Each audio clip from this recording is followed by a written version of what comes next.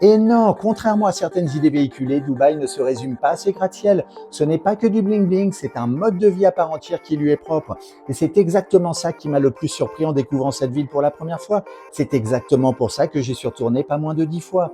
J'y ai découvert une ville capable de te faire vivre 1000 voyages en un seul. Tout commence dans certains hôtels grandioses où chaque détail semble irréel. La Burj Al Arab, le Palace Downtown, le Jumeirah Al Nasser, l'Atlantis Royal et bien d'autres.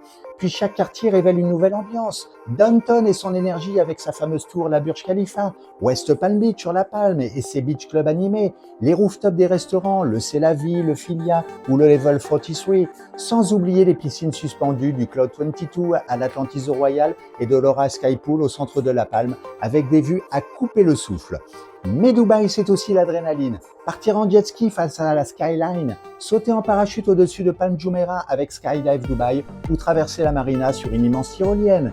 Et quand on pense avoir tout vu, le désert prend le relais, du dune bashing en 4x4, surfer sur les dunes de sable, une balade à cheval au coucher du soleil et dîner émirati sous les étoiles. Un moment hors du temps.